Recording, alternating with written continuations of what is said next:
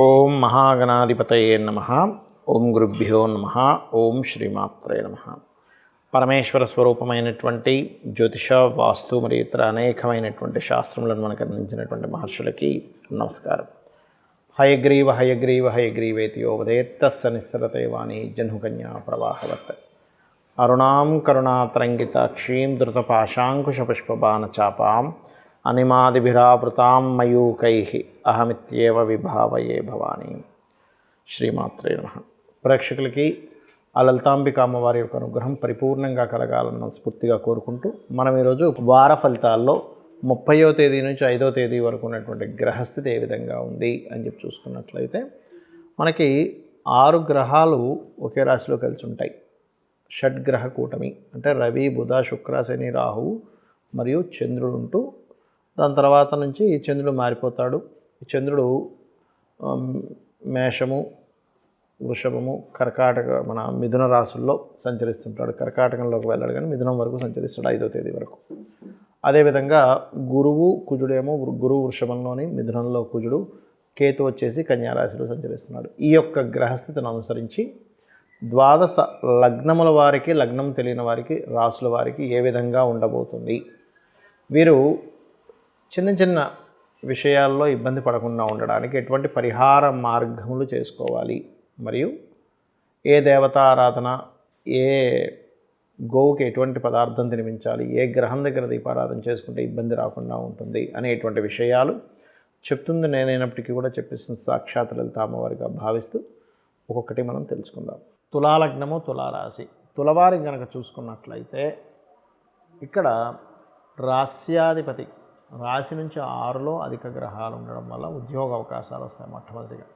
అలాగే ఈ వారం మీరు ఎవరికైనా డబ్బులు ఇవ్వడము, డబ్బులు తీసుకునేటువంటి విషయాలు, మీకు ఎవరి దగ్గర నుంచి ధనం రావాలనుకున్నట్లయితే 2-3 తేదీలు కాస్త అడగండి, అవి తొందరగా వచ్చే ఛాన్సెస్ ఉంటాయి. ఏదైనా కాంట్రాక్ట్ చేసినవి కావచ్చు, అప్పు ఇచ్చినవి కావచ్చు, మీరు అడుగుతున్నటువంటి డబ్బులు కావచ్చు, గుర్తుపెట్టుకోండి.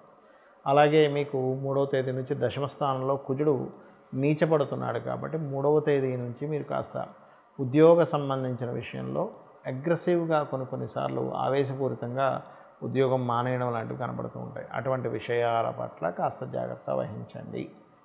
అలాగే కాస్త ఈ 2వ అధిపతి నీచ పొందుతున్నాడు కాబట్టి 3వ తేదీ నుంచి కాస్త ఎవరికైనా మనీ ఇవ్వడం, అందులో ముఖ్యంగా పార్ట్నర్స్కి ధన సంబంధించిన విషయంలో కొంత మాట్లాడుకునేటువంటి విషయాలు, ఇట్లాంటి విషయాల్లో కొంత జాగ్రత్తగా ఉండండి. అలాగే మరొక విషయం ఏంటంటే ఇక్కడ గమనించుకున్నట్లయితే ఈ 3వ స్థానాధిపతి ఎప్పుడైతే అష్టమ స్థానంలో ఉంటున్నాడో ఇది కొంచెం ఉన్న ప్రదేశం మార్పుని సూచిస్తుంది. హోమ్ లోన్స్ లభిస్తాయి. అలాగే మరొక విషయం ఏంటంటే ఇక్కడ ప్రాపర్టీస్ ఏవైతే మీరు కొనుగోలు చేద్దామనుకుంటుంటారో ఆ యొక్క ఆస్తి సంబంధించినటువంటి విషయంలో చిన్న చిన్న డిస్టర్బెన్సెస్ ఏవైతే అవి ఏర్పడి మళ్ళీ క్లియర్ కూడా అవుతుంది. ఆస్తి కొనుగోలు కూడా జరుగుతుంది. సంతానం కోసం చేసే ప్రయత్న సంబంధించిన విషయంలో తులవారు కాస్త జాగ్రత్తగా ఉండాలి 3వ తేదీ నుంచి. ఎందుకంటే ఇక్కడ నీచపడినటువంటి కుజుడు తన అష్టమ దృష్టితోని పంచమాన్ని చూస్తున్నాడు. ఇది బాగా గుర్తుపెట్టుకోండి. నీచ దృష్టి చాలా డేంజర్ కాబట్టి కొంచెం ప్రెగ్నెన్సీతో ఉండేటువంటి లేడీస్ కూడా ఎక్కువ బరువులు ఎత్తడం, ఎక్కువ ఒక్కోసారి ఏం కాదులే అనుకుని కొన్ని పనులు చేస్తున్నారు. అటువంటి విషయాల్లో ముఖ్యంగా 2 నెలల పాటు జాగ్రత్తగా ఉండండి నిర్ణయాలు తీసుకునేటప్పుడు. ఎందుకంటే పంచమ స్థానం అనేటువంటి నిర్ణయాలు, సంతానము, షేర్ మార్కెట్, సినిమా ఫీల్డ్ ఇవన్నీ కూడా ఇస్తుంది కాబట్టి పంచమ స్థానం మీద కుజుడు దృష్టి ఉంది కాబట్టి మంగళవారాలు ఎటువంటి నిర్ణయాలు తీసుకోకండి ఈ విషయాల్లో. అంటే సంతానం కోసం IVFలు, IUIలు చేయించుకునేవారు మంగళవారం చేసుకోకండి. తులాలగ్నం వారికి మాత్రమే, అందరికీ కాదు, గుర్తుపెట్టుకోండి. అలాగే రుణ సంబంధించినటువంటి విషయాల్లో రుణాలు లభించడం ఉన్నాయి. కాస్త ఇన్వెస్ట్మెంట్స్ చేసేటప్పుడు కూడా 12వ స్థానంలో కేతు ఉన్నందుకు ముఖ్యంగా గుళిక కాలంలో ఎటువంటి ఇన్వెస్ట్మెంట్స్ చేయకండి. ఇక మీరు చేయవలసినటువంటి దేవత ఆరాధన కాలభైరవ అష్టకం ఎక్కువగా చదువుకోవడము, మరియు వృత్తి సంబంధించినటువంటి వాటిలో ఉండేటువంటి వారు లేదా వ్యాపార సంబంధించిన వాటిలో ఉండేటువంటి వారికి ఓం ధర్మాధ్యక్ష ధనాధ్యక్ష ధనధాన్య వివర్ధనీయ నమః. లేదండి వృత్తి సంబంధించిన విషయంలో ఉద్యోగం వస్తుంది కానీ స్ట్రెస్ ఎక్కువగా ఉంది అనుకునేటువంటి వారు ఓం మాణిక్యమకుటాకార జానుద్వయ విరాజితాయే నమః. లేదు వ్యాపారంలో మాకు బాగా రాణించాలనుకుంటున్నాం అనుకునేటువంటి వారు ఓం ఇంద్రగోప పరిక్షిప్త స్మరతూనా భజంగికాయ నమః అనే మంత్రం చేసుకోండి. మరియు గోవులకు క్యారెట్స్ గ్రాసము తినిపించండి, అనే విధంగా బాగుంటుంది. చాలామందికి గోచార గ్రహాలు మాత్రమే ఫలితాలు ఇస్తాయా, మరి జన్మజాతకం పరిస్థితి ఏమిటి అని సందేహం కలుగుతూ ఉంటుంది. ఇక్కడ ఒక విషయం గుర్తుపెట్టుకోవాల్సింది ఏంటంటే, గోచారము అనేటువంటిది కాలము లాంటిది. మనకి చూడండి, ఇప్పుడు వర్షాకాలము, ఎండాకాలము, చలికాలము, కాలం మార్పును బట్టి వాతావరణం ఎలా మారుతుందో అలా అనమాట. కానీ వీళ్ళల్లో కనుక ఎబిలిటీ ఉంటే, అంటే చలికి తట్టుకునే శక్తి ఉందనుకోండి, చలికాలం వచ్చినా ఏమీ కాదు. కొంతమందికి చూడండి, చలికాలం లేదా వర్షాకాలంలో కొంచెం వర్షంలో తడవగానే జలుబు వచ్చేస్తుంది, అంటే వీళ్ళల్లో స్ట్రెంత్ లేదు, అలాంటప్పుడు వస్తుంది. మరి కొంతమందికి వర్షంలో ఎంత తడిచినా జలుబు రాదు, అంటే ఏమిటి, వీళ్ళ పర్సనల్గా వీళ్ళ యొక్క శారీరకమైనటువంటి శక్తి ఎంతవరకు ఉంది అనేటువంటిది చూడాలి. ఆ రకంగా అదే విధంగా చూసుకుంటే మీ జన్మజాతకం ఎలా ఉంది, మొట్టమొదటిగా మీ జాతకంలో లగ్నం ఎంతవరకు బలంగా ఉంది. మీకు లగ్నం కనుక బలంగా ఉందనుకోండి, ఎన్ని సమస్యలు వచ్చినా మీరు ఎదుర్కోగలరు. అంటే మీరు పుట్టినప్పుడు సమయం, మీరు జన్మించిన సమయంలో లగ్నము అనేటువంటిది ఉంటుంది. 12 లగ్నాల్లో ఒక లగ్నం ఖచ్చితంగా మీదై ఉంటుంది. మనకి రాశి ఎలా చూసుకుంటాం అలా. అందుకే నేను ప్రతిసారి కూడా వార ఫలితాలు, మాస ఫలితాలు లేదా పక్ష ఫలితాలు చెప్పేవండి లగ్నం నుంచే చూసుకుంటా ఉంటాను. ఎందుకంటే 2 గంటలకు ఒకసారి మారిపోయేది, చాలా యాక్యురేట్గా రిజల్ట్స్ వస్తాయి దానివల్ల. కాబట్టి లగ్నం. అలాగే చాలామంది భయపడుతూ ఉంటారు, ఏమంటే ఇప్పుడు ఏలినాటి శని వస్తుందంట, డబ్బులు రావేమనుకుంటారు. నేను ఒకటే చెప్తాను, ఏలినాటి శని, అర్ధాష్టమ శని, అష్టమ శని వచ్చినప్పుడు మీరు ఎందుకు పనికి రాకుండా పోతారు అనేటువంటిది ఎక్కడైనా శాసనంలో ఉందా? లేదు. మందుడు అని చెప్పారంతే. ఆలస్యం అవుతాయి, కొంత అవమానాలు పడతారనే చెప్పారు. కానీ ఎందుకంటే నేను చాలాసార్లు చెప్పాను, సీఎంలు పిఎంలు కూడా అయ్యారయ్యా ఏలినాటి శనుల్లో, టెన్షన్ పడకండి, పెళ్ళిళ్ళు అవుతాయి, సంతానం కూడా పొందుతారని. కాబట్టి దాని గురించి మర్చిపోండి. మీకు ధనాధిపతి ఎలా ఉన్నాడు, మీ ధనకారకుడు ఎంత బలంగా ఉన్నాడు లేదా బలహీనంగా ఉన్నాడు అనేది తెలుసుకోండి. అది చూసుకొని మీరు ముందుకు వెళ్ళాలి. ఏ రూపంలో ధనం వస్తుంది, మీ ధనాధిపతి అంటే లగ్నం నుంచి 2వ స్థానాధిపతి. అలాగే మీరు ప్రయత్నం చేస్తున్నారు, 3వ స్థానం ప్రయత్నం, లేదా సిబ్లింగ్స్ వాళ్ళతో సహకారాలు ఎలా ఉన్నాయి, లేదా మీరు వాళ్ళకు రుణపడి ఉన్నారా, వాళ్ళు మీకు రుణపడి ఉండడం వల్ల ఇదంతా జరుగుతుందా సిబ్లింగ్స్ విషయంలో అనేది తెలుసుకోవాలి. ఇదే విధంగా మరి కొంతమంది వాళ్ళ జన్మజాతకాలలో 4వ స్థానాధిపతి ఎలా ఉన్నాడో చూసుకోకుండా ప్రాపర్టీ కొనేస్తారు.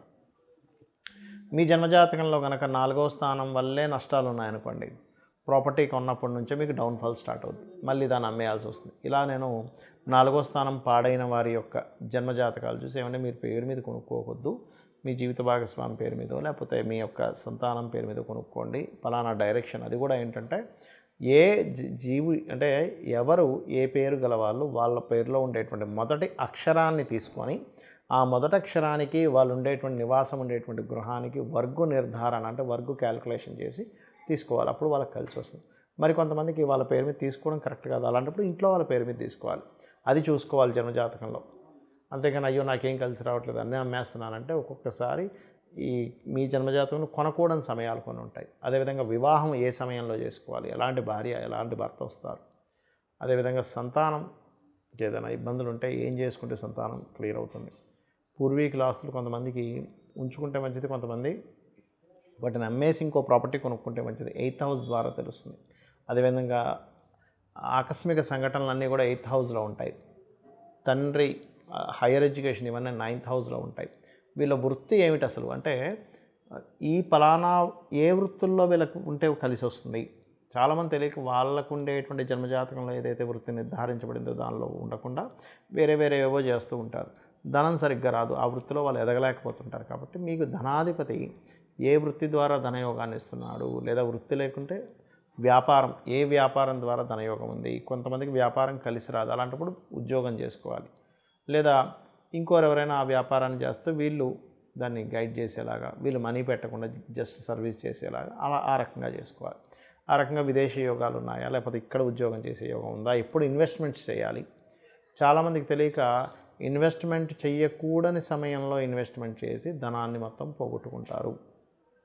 ఇది జన్మజాతకంలో చాలా స్పష్టంగా ఉంటుంది. నేను ప్రయోగం కూడా చేసి చూసా దీని మీద. అంటే ఇది ఎంతవరకు కరెక్ట్ చూద్దాం. 12వ అధిపతి పాపగ్రహాల్లో ఉన్నప్పుడు ఇన్వెస్ట్మెంట్ చేస్తే ఏమవుతుంది, 12వ అధిపతి శుభగ్రహాలతో ఉన్నప్పుడు ఇన్వెస్ట్మెంట్ చేస్తే ఎలా కలిసి వస్తుంది అనే దాని మీద నేను చూసి చెప్తున్న అంశాలు ఇవి. కాబట్టి ఈ యొక్క జాగ్రత్త తీసుకోండి.